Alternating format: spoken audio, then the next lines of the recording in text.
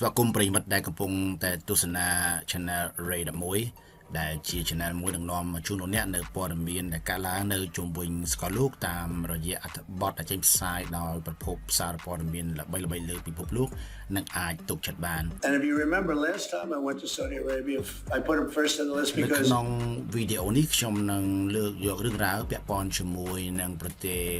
សហរដ្ឋអាមេរិកនិងអារ៉ាប៊ីសាអូឌីតដែលប្រទេសទាំងពីរនេះគឺអាចនឹងឈានទៅដល់កិច្ចព្រមព្រៀងមួយ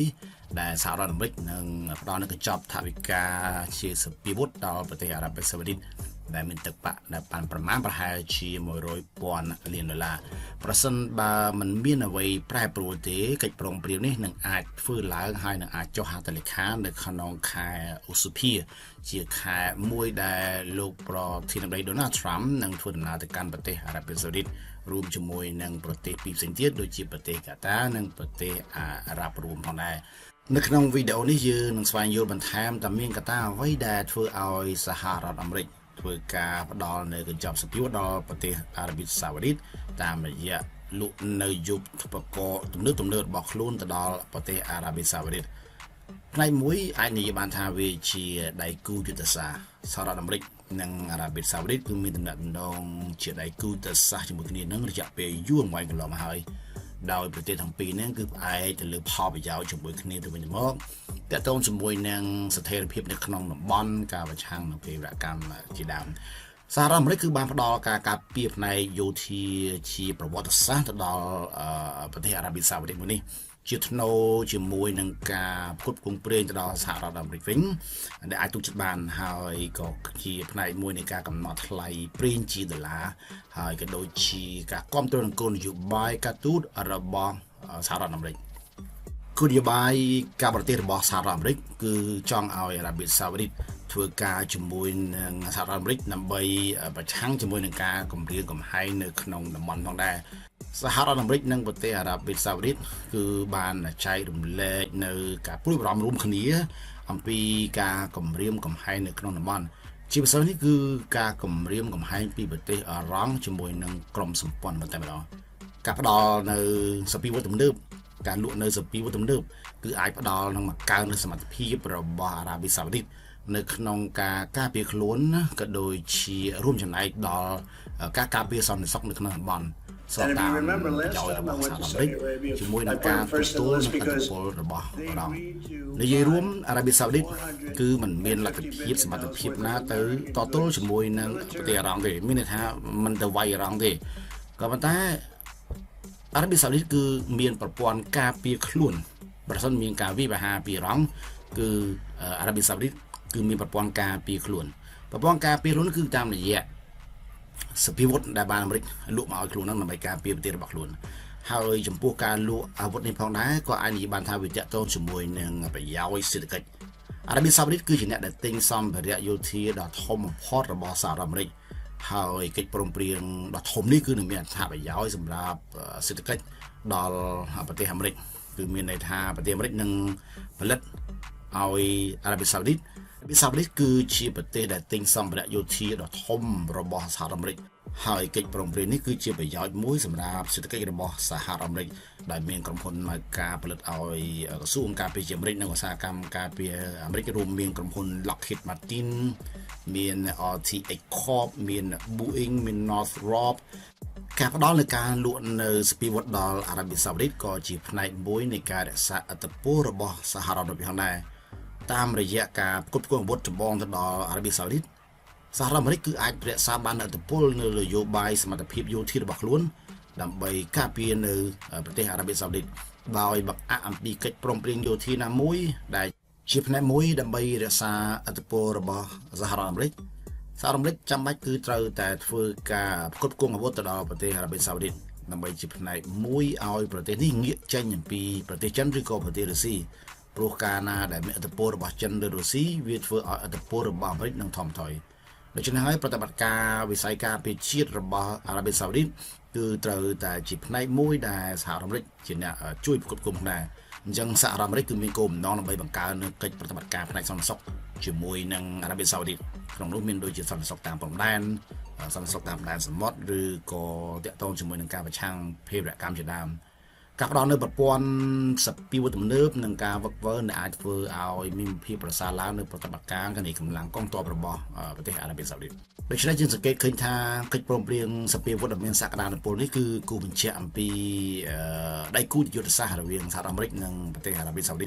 ได้จำนวนอย่างเบียนการช่วยการร่วมคนนี้ดำไปรักษาบ้านสองซอกนั่งเศรษฐกิจให้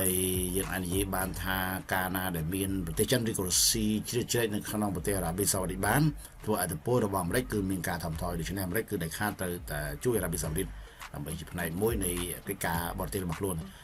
สหรัฐอเมริกคือเชื้อประเทศได้นำใจวัดทมเชียงเก้ในเรือสกัดโลกโปคือเกิดตั้งวิชนามาปอมบนเรือการซับ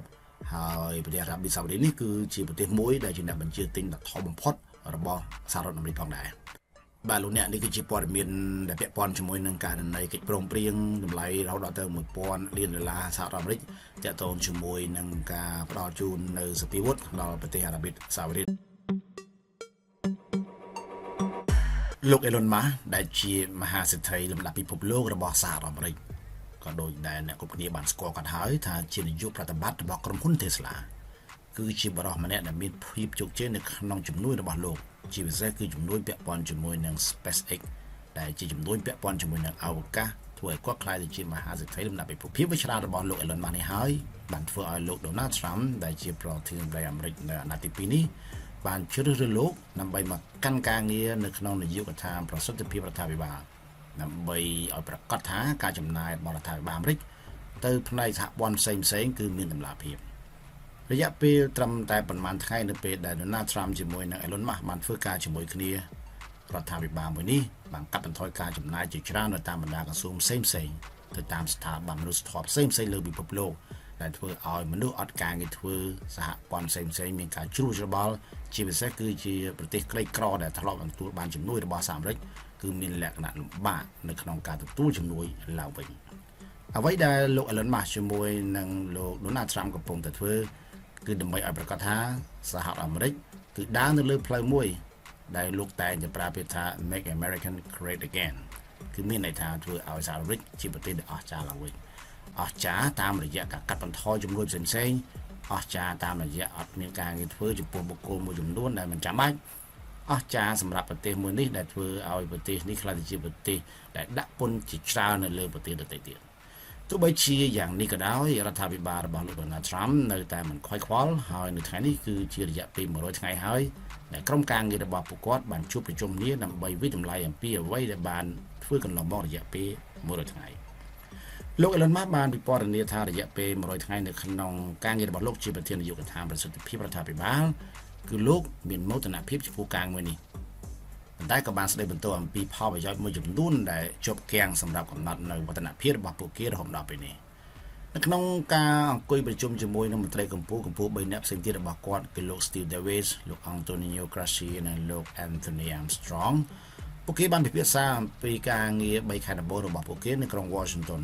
ហើយអ្វីដែលពួកគេកំពុងតែធ្វើនេះគឺដើម្បីឲ្យប្រកាសថានាយកដ្ឋានប្រសិទ្ធភាពរដ្ឋាភិបាលគឺធ្វើការងារកាន់តែប្រសើរទៅមុខទៀត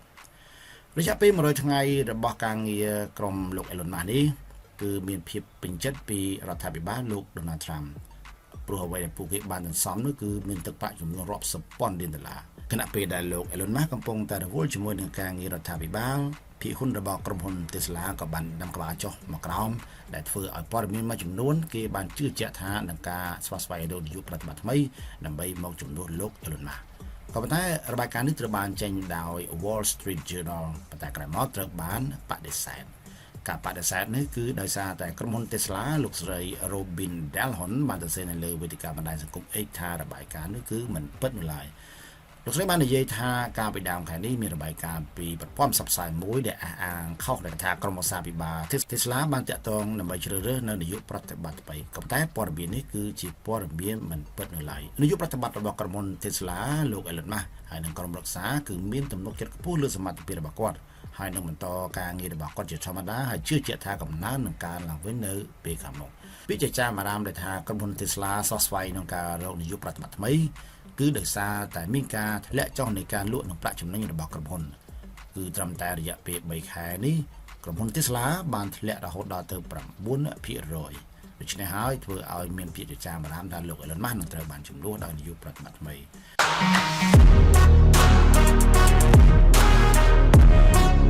ករណីសម្រាប់ទេសចរឥណ្ឌាចំនួន26នាក់កាលពីថ្ងៃទី22ខែមេសាឆ្នាំ2025បង្កឲ្យទៅជាវិភាពតានតឹងគ្នារវាងប្រទេសឥណ្ឌានិងប្រទេសប៉ាគីស្ថានដែលជាប្រទេសភូមិផងរបងជាមួយគ្នាហើយក៏មានបញ្ហារឿងរ៉ាវពាក់ព័ន្ធជាមួយនឹងតំបន់កាស្មៀរផងដែរទាំងពីរនេះគឺតែងតែប្រឈមមុខដាក់គ្នាជាញឹកញយដោយសារតែឥទ្ធិពលនៃប្រទេសរៀងៗខ្លួនគឺសុទ្ធតែមាននៅអាវុធនុយក្លេអ៊ែរអាវុធនុយក្លេអ៊ែរនេះហើយធ្វើឲ្យប្រទេសទាំងពីរគឺមិនញើតនៅចោះញោមជាមួយគ្នាឡើយករណីការសម្លាប់ជនជាតិឥណ្ឌាចំនួន26នាក់ប្រទេសឥណ្ឌាចាប់ដើមធ្វើការទម្លាក់នៅការទូតជាមួយនឹងប្រទេសប៉ាគីស្ថានរួមមានពាណិជ្ជកម្មការបិទច្រកព្រំដែនក៏ដូចជាការដកហូតនីតិកាសម្រាប់ជាតិសាសន៍នេះផងដែរប្រទេសប៉ាគីស្ថានបានបដិសេធថាខ្លួនមិនបានស្ថិតនៅក្រោយការវាយប្រហារកាលពីថ្ងៃអង្គារនោះឡើយប៉ុន្តែប្រទេសឥណ្ឌាបានចោទប្រកាន់ថាវាជាច្រកចូលពីខាងប៉ាគីស្ថានដែលអាចធ្វើឲ្យការមានវាយប្រហារនោះបានកើតមានឡើងប្រទេសទាំងពីរអាចឈានទៅដល់ការផ្ទុះសង្គ្រាមទ្រង់ទ្រាយធំក៏ថាបានដោយសារតែពាក់ព័ន្ធជាមួយនឹងករណីប្រទេសឥណ្ឌាគឺបានបិទច្រកហូរនៃទឹកដែល 70% គឺប្រទេសប៉ាគីស្ថានត្រូវទទួលពីខាងផ្នែកខាងឥណ្ឌាដោយសារតែឥណ្ឌាបានបិទនៅច្រកទន្លេឥណ្ឌូដែលជាបញ្ហាប្រឈមមួយដល់ប្រទេសប៉ាគីស្ថានដោយមិនអាចយកទឹកពីនោះបានបញ្ជាក់ថានៅក្នុងឆ្នាំ1960គឺសន្ធិសញ្ញានេះត្រូវបានគេធ្វើឡើងដោយប្រទេសឥណ្ឌានឹងបើកផ្លូវទឹកឲ្យប៉ាគីស្ថានក្នុងការប្រើប្រាស់ប៉ុន្តែឥឡូវនេះឥណ្ឌាចាប់ដើមពិចារណាឡើងវិញនៅក្នុងការបិទច្រកនេះដូច្នេះហើយធ្វើឲ្យប្រទេសទាំងពីរគឺប្រឈមមុខដាក់គ្នាខ្លាំងមែនទែនហើយក៏មានការប៉ះទង្គិចគ្នាដោយអាវុធខ្លះៗដែរឥឡូវយើងមកមើលតាក់ទងជាមួយនឹងព័ត៌មានក្រៅមួយតាក់ទងជាមួយនឹងឥណ្ឌានិងប្រទេសប៉ាគីស្ថានពាក់ព័ន្ធជាមួយនឹងករណីក្រោយពីទេសចរឥណ្ឌាចំនួន26នាក់ត្រូវបានសម្លាប់នៅតំបន់ទេសចរមួយនៅតំបន់កាស្មៀរដែលជាដែនគ្រប់គ្រងដោយប្រទេសឥណ្ឌាក្រុមសកម្មជនដែលមិនស្គាល់មុខដែលគេហៅខ្លួនគេថាជា Kashmir Resistance គឺបានអះអាងទទួលខុសត្រូវចំពោះការវាយប្រហារនេះឥណ្ឌានិងប៉ាគីស្ថានគឺបានប្រយុទ្ធគ្នាចំនួន2លើកមកហើយនៅក្នុងចំណោមសង្គ្រាម3លើករបស់ពួកគេនៅតំបន់ Kashmir ពលគឺនៅក្នុងឆ្នាំ1947-48 1965និងឆ្នាំ1971ភាគីទាំងសងខាងអះអាងថានេះគឺជាទឹកដីរៀងៗខ្លួនរបស់គេចំនួនទឹកដីនេះគឺកើតឡើងដោយសារតែប្រវត្តិនៃប្រទេសទាំងពីរនេះគឺតំបន់កាស្មៀរនេះគឺស្ថិតនៅក្នុងការគ្រប់គ្រងរបស់ប្រទេសអង់គ្លេសហើយក្រោយមកនៅក្នុងឆ្នាំ1947ក៏ទទួលបានឯករាជ្យពេលនោះហើយគឺជាពេលដែលចំនួនចាប់ដើមនៅតំបន់កាស្មៀរគឺភាគីទាំងសងខាងទាមទារថាជាតំបន់របស់ពួកគេនេះគឺជាអ្វីដែលបានកាត់ឡើងនៃភាពតាមទឹកគ្នារវាងគូប្រជែងនៃប្រទេសដែលមាននុយក្លេអ៊ែរទាំងពីរមន្ត្រីឥណ្ឌាបាននិយាយថាកងទ័ពមានការប៉ះទង្គិចគ្នាដោយអាវុធរយៈពេលខ្លីជាមួយនឹងប្រទេសប៉ាគីស្ថាននៅតាមបណ្ដោយព្រំដែនហើយជាតំបន់មួយដែលពួកគេបង្កទៅជាចំនួនដោយសារតែកត្តាមានអ្នកទេសចរ26នាក់ត្រូវបានគេសម្លាប់នៅតំបន់នោះផងដែររបាយការណ៍នៃការប្រយុទ្ធគ្នារវាងអាវុធបានកាត់ឡើងចំពេលដែលមានភាពតានតឹងគ្នារៀនទីក្រុងញូដេលីនិងទីក្រុងអ៊ីស្លាមាបាតបន្ទាប់ពីខ្មាន់កំភ្លើងបានសម្លាប់មនុស្ស26នាក់នៅជិតទីក្រុងរ៉ូម៉ានីយដ្ឋានប៉ាហាហ្គាមនៅក្នុងតំបន់កាស្ពីកាលពីថ្ងៃអង្គារឥណ្ឌាភ្លាមៗបានព័ត៌មានថាការសម្លាប់អង្គារនេះគឺជាការវិវហារដោយភេរវកម្មហើយបានចោទប្រកាន់ក៏ដូចជាស្ដីបន្ទោសដល់ប្រទេសប៉ាគីស្ថានដែលជាប្រទេសដែលគ្រប់គ្រងការសម្លាប់នេះតែប៉ាគីស្ថានបានបដិសេធថាខ្លួនមិនមានពាក់ព័ន្ធជាមួយនឹងការវាយប្រហារនេះទេហើយបានអះអាងថាក្រុមដែលជាសកម្មជនមិនស្គាល់មុខនោះគឺគេហៅថាក្រុមគេជាអ្នកតស៊ូនៅតំបន់កាស្មៀរតែប៉ុណ្ណោះមន្ត្រីយោធា3នាក់បាននិយាយថាទាហានប៉ាគីស្ថានបានប្រើប្រាស់អាវុធធុនតូចហើយបាញ់ទៅលើទីតាំងរបស់ឥណ្ឌានៅតំបន់កាស្មៀរកាលពីល្ងាចថ្ងៃប្រហ័សមន្ត្រីនេះផងដែរក៏បាននិយាយលក្ខខណ្ឌមិនបញ្ចេញឈ្មោះក្នុងការរក្សានូវគោលនយោបាយរបស់នាយកដ្ឋានបាននិយាយថាទាហានឥណ្ឌាបានសងសឹកហើយមិនមានរបាយការណ៍ណាមួយរបស់នោះទេនៅក្នុងប្រទេសប៉ាគីស្ថានក្រសួងការបរទេសការបដិសេធបានបដិសេធឲ្យមិនបញ្ជាក់អំពីរបាយការណ៍នេះទេកាលពីថ្ងៃអង្គារខ្មាន់កំភ្លើងបានបាញ់សម្លាប់មនុស្ស26នាក់ដែលភាគច្រើនគឺជាភ្ញៀវទេសចរជាតិឥណ្ឌានៅក្នុងការវាយប្រហារមួយនៅជិតទីក្រុងដ៏ស្រស់ស្អាតនៃប៉ាហាហ្គាមទីក្រុងញូដេលីភ្លាមៗបានភ្ជាប់ប៉ាគីស្ថានទៅនឹងការវាយប្រហារនេះបន្ទាប់ពីខ្លួនមិនបានបង្ហាញភស្តុតាងជាសាធារណៈក៏ដោយឥណ្ឌាបានប្រកាសពីវិធានការនៃការដាក់ទណ្ឌកម្មដោយផ្អាកសន្ធិសញ្ញាចែករំលែកទឹកដ៏សំខាន់និងដកហូតទឹកទាំងអស់ដែលចេញឲ្យជនជាតិប៉ាគីស្ថាន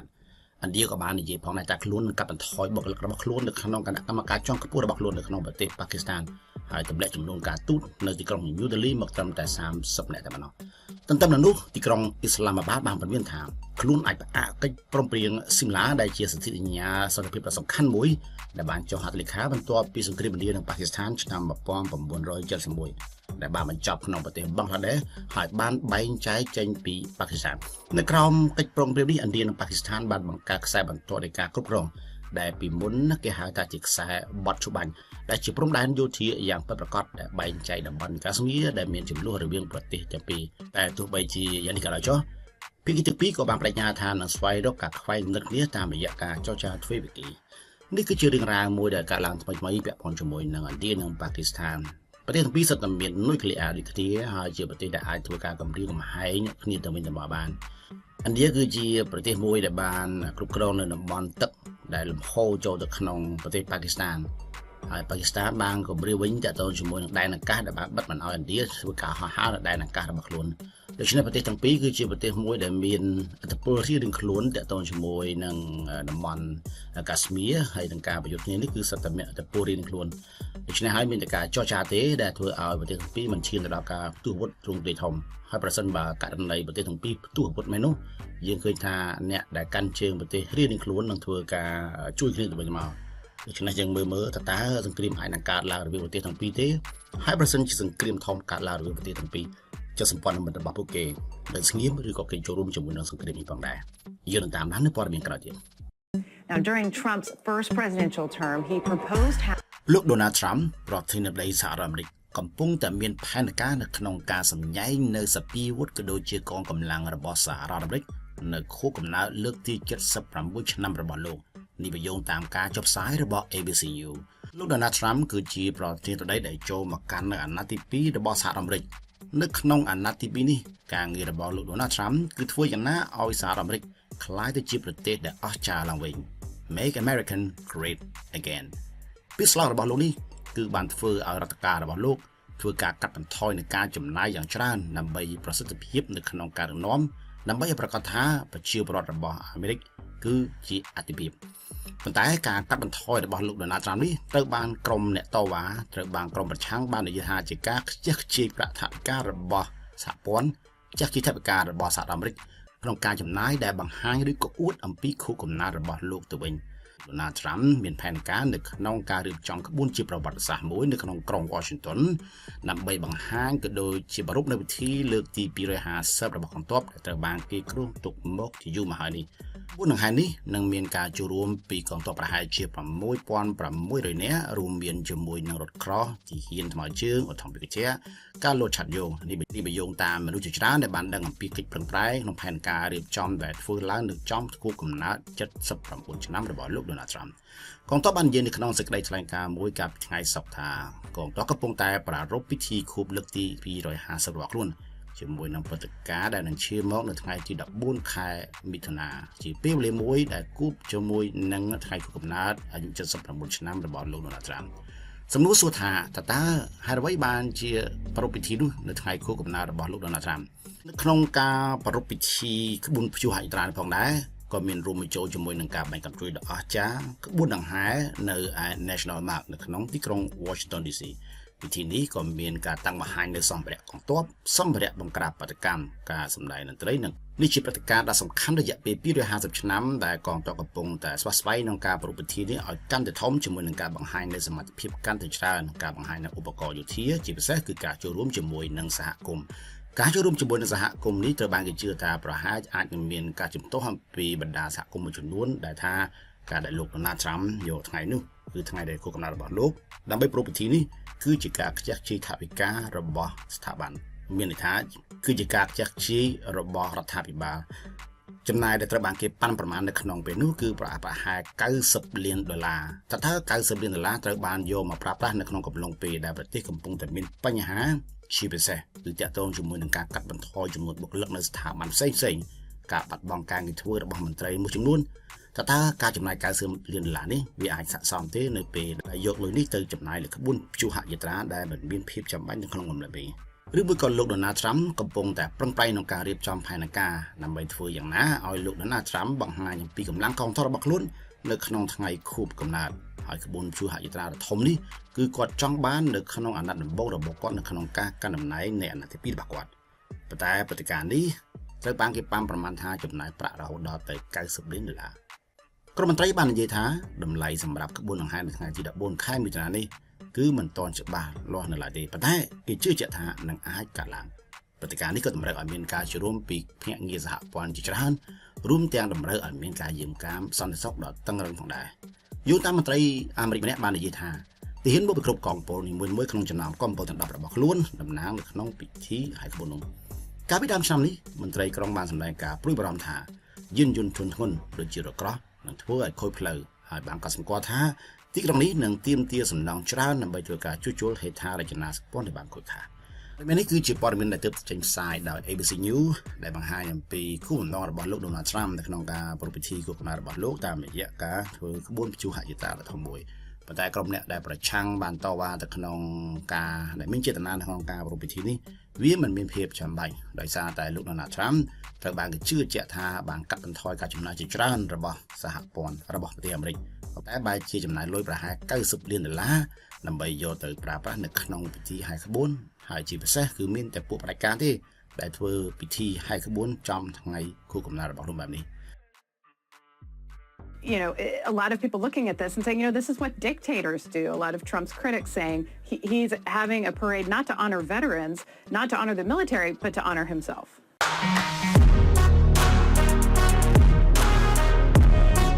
Oreshnik is a new experimental Russian missile system. នៅពីក្រៅហេតុផលដែលបង្កឲ្យមានសង្គ្រាមឈ្លានពានអ៊ុយក្រែនពីសំណាក់ខ្លះមុនតក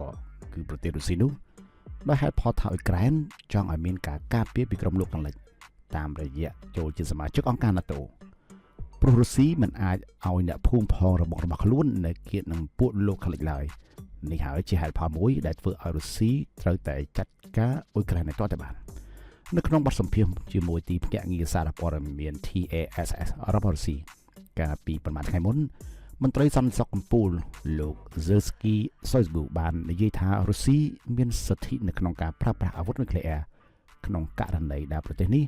ទទួលរងនឹងការឈ្លានពានពីសំណាក់ប្រទេសលោកខាងលិចកម្លាំងដ៏ខ្លាំងក្លារបស់អាវុធនុយក្លេអ៊ែររលកបំផ្ទុះរបស់វាមានឥទ្ធិពលដែលអាចបំផ្លាញអគារនិងបណ្ដាលឲ្យខូចខាតទាំងស្រុងទាំងជីវិតមនុស្សសត្វនិងរុក្ខជាតិដែលរងផលប៉ះពាល់ដោយសារតែឥទ្ធិពលរបស់វាវិទ្យុសកម្មកម្ដៅរបស់វានេះបណ្ដាលឲ្យមានការរលាកនិងបញ្ឆេះភ្លើងរីករាលដាលដែលអាចធ្វើឲ្យមានព្យុះភ្លើងទៀតផងដោយឡែកចំពោះវិទ្យុសកម្មដែលបញ្ចេញនៅពេលបំផ្ទុះអាចធ្វើឲ្យមានការឈឺចាប់និងស្លាប់ភ្លាមៗក៏ដូចជាមានបញ្ហាសុខភាពរយៈពេលវែងដូចជាជំងឺមហារីកនិងការខូចខាតហ្សែនហើយដូចផងដែរកម្ទេចកំទីដែលបែកខ្ញែងទៅក្នុងអាកាសក៏អាចបង្កទៅជាសារជាតិពុលដល់បរិស្ថានហើយបង្កហានិភ័យសុខភាពរយៈពេលយូរអង្វែងទៅមុខទៀតផងនេះគឺជាឥទ្ធិពលរបស់គ្រាប់នុយក្លេអ៊ែរលោក Shoigu ក៏បានធ្វើអត្ថាធិប្បាយបន្ថែមទៀតថានៅស្របពេលដែលលោកប្រធានាធិបតីសហរដ្ឋអាមេរិក Donald Trump រួមជាមួយនឹងអនុប្រធានាធិបតី JD Vance បានព្រមានថាទីក្រុង Washington អាចនឹងឈប់ព្យាយាមជួយអ៊ុយក្រែនដើម្បីឈានដល់កិច្ចព្រមព្រៀងសន្តិភាពប្រសិនបើការចរចាមិនអាចដំណើរការទៅបាននៅក្នុងរយៈពេលឆាប់ខាងមុខនេះទេចាប់តាំងពីចូលកាន់តំណែងក្នុងខែមករាមកលោក Donald Trump បានព្យាយាមជំរុញឲ្យអ៊ុយក្រែនឈានទៅរកបទច្បាញ់មួយនិងបន្ធូរបន្ថយសម្ពាធទៅលើប្រទេសរុស្ស៊ីនៅក្នុងសង្គ្រាមដែលបានកើតឡើងចាប់តាំងពីថ្ងៃទី24ខែកុម្ភៈឆ្នាំ2022លោក Shoigu ដែលជារដ្ឋមន្ត្រីការពារជាតិរុស្ស៊ីអស់រយៈពេលជាច្រើនឆ្នាំហើយឥឡូវនេះកំពុងដឹកនាំក្រុមប្រឹក្សាសន្តិសុខរុស្ស៊ីបានរៀបរាប់សម្ដៅទៅលើការផ្លាស់ប្ដូរដែលអាចធ្វើឡើងចំពោះគោលនយោបាយនុយក្លេអ៊ែររបស់រុស្ស៊ីដែលអនុម័តដោយលោកប្រធានាធិបតីពូទីនកាលពីខែវិច្ឆិកាឆ្នាំ2024លោកបញ្ជាក់ថានៅក្នុងគោលនយោបាយដែលបានធ្វើបច្ចុប្បន្នភាពនោះនឹងអនុញ្ញាតឲ្យប្រទេសរុស្ស៊ីអាចចាប់ផ្ដើមការវាយប្រហារនុយក្លេអ៊ែរប្រសិនបើខ្លួនប្រឈមមុខនឹងការគំរាមកំហែងយ៉ាងធ្ងន់ធ្ងរណាមួយនិងសូម្បីតែពីការវាយប្រហារមិនមែនជាអាវុធនុយក្លេអ៊ែរលើរុស្ស៊ីផ្ទាល់ឬក៏ប្រទេសបែឡារុសដែលជាប្រទេសជិតខាងនិងជាសម្ព័ន្ធមិត្តដ៏ជិតស្និទ្ធបំផុតរបស់រុស្ស៊ីលោក Shoigu និយាយថាប្រសិនបើប្រទេសផ្សេងទៀតធ្វើសកម្មភាពដែលគំរាមកំហែងដល់សុវត្ថិភាពឬព្រំដែនរបស់រុស្ស៊ី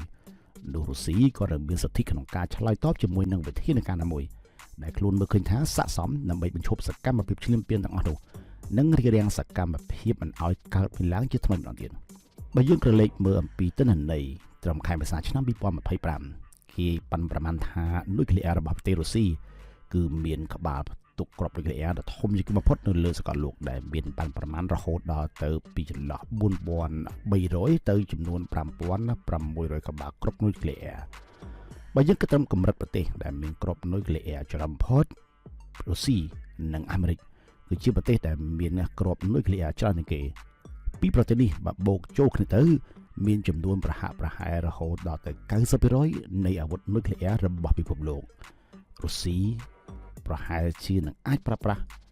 នុយក្លេអ៊ែរប្រឆាំងនឹងប្រទេសទាំងឡាយណាដែលព្យាយាមធ្វើឲ្យរុស្ស៊ីជួបហានិភ័យយើងចាំមើលតើគ្នាតើរុស្ស៊ីនឹងប្រើប្រាស់អាវុធនុយក្លេអ៊ែរដែរឬយ៉ាងណា